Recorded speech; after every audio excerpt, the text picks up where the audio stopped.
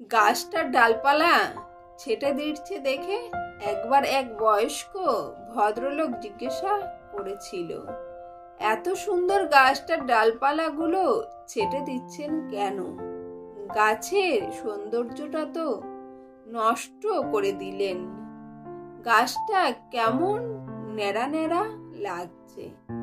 বয়স্ক লোকটি হাসলেন, তারপর বললেন, গাছটাকে মাথা তুলে দাঁড়াতে দিতে হলে মাঝে মধ্যে কিছু ডালপালা ছেটে দিতে হয়।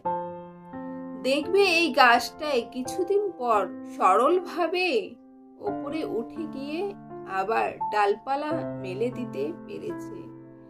ডালপালা ছেটে দিলাম মানে গাছটার ক্ষতি হলো এমনটা নয়, এতে গাছটার উপকার হলো। কথাগুলো বড় সত্যি বলেছিলেন ওই বয়স্ক ভদ্রলোক। বছর দুয়েক পর দেখেছিলাম সত্যি গাছটা সুন্দরভাবে বেড়ে উঠেছে, সে যেন আকাশ ছুঁয়েছে। বুঝলাম এই সত্যি মানুষের জীবনও নিজের ভালোর জন্য অনাবশ্যক অবাঞ্ছিত মানুষদের ছেটে দিন।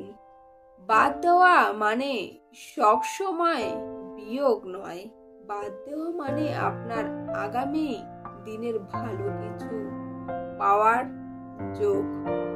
দেখবেন জীবনে চলার পথে এমন কিছু কিছু মানুষ থাকে যারা আপনাকে সঠিক পথে চলতে বাধা দেয়। আপনি হয়তো ভাবছেন এটাই হয়তো ঠিক, কারণ আপনাকে এরা এমন ভাবে ব্রেন ওয়াশ করবে আপনি সঠিক পথে চলতে গিয়েও থেমে যাবেন।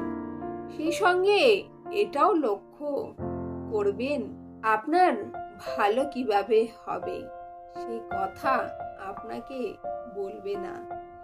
যাদের নিজের জীবনে কিছু হয়নি তারা চাইবে না আপনার জীবনেও ভালো কিছু হোক। বুঝলাম এ সত্যি মানুষের জীবনেও নিজের ভালোর জন্য আবশ্যক অবাঞ্ছিত। আমি বলবো এই সব মানুষদের কথায় কান দেবেন না। এরা পরশ্রী কাতর, কিছুতেই ভালো দেখতে পারে না। জীবন থেকে এদেরকে ছেটে দিন।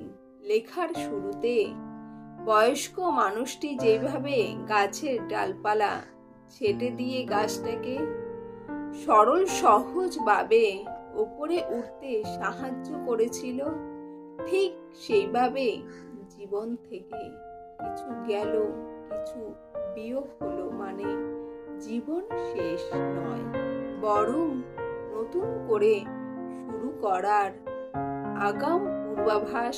সেটা পজিটিভ চিন্তা করুন, নিজেও পজিটিভ